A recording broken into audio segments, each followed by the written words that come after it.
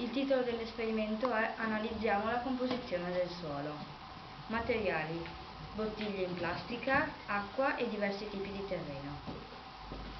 Procedura: ho raccolto 2 tipi di terreno, terra da campo e terra da fiore. Li ho osservati al microscopio. Ce li avevi a casa? Sì. La terra da campo è un marrone tendente al grigio, è dura e sa da muffa ed erba. L'hai anche annusata.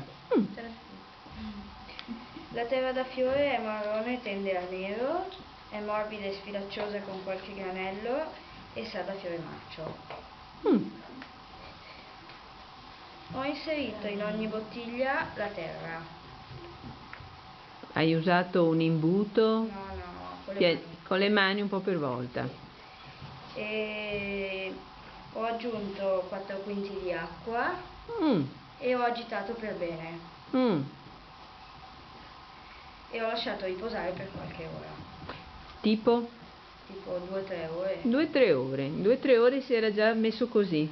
Sì. Dopo l'attesa ho notato che la diversa composizione si è divisa nei suoi vari strati: la ghiaia in basso, la sabbia, limo, argilla, l'acqua e l'humus.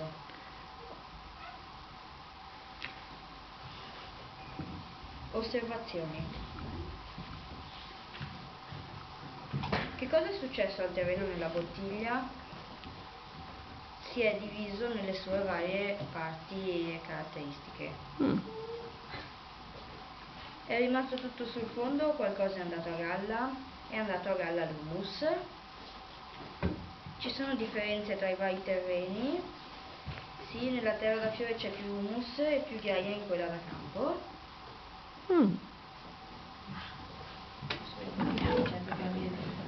Che cosa ti aspetti di trovare sedimentato sul fondo della bottiglia? I materiali più pesanti, e sullo strato immediatamente sotto l'acqua qualcosa che galleggia, anche legno e cose che fanno parte della terra. Conclusioni: l'acqua ha diviso il terreno nei suoi componenti, lasciato il terreno compatto. L'acqua ha diviso il terreno nei suoi componenti. La parte del terreno che galleggia si chiama humus. In fondo alla bottiglia è rimasta la parte di terreno che ha una densità maggiore. E la conclusione è: terreni diversi hanno gli stessi componenti distribuiti in percentuali diverse, quindi si comportano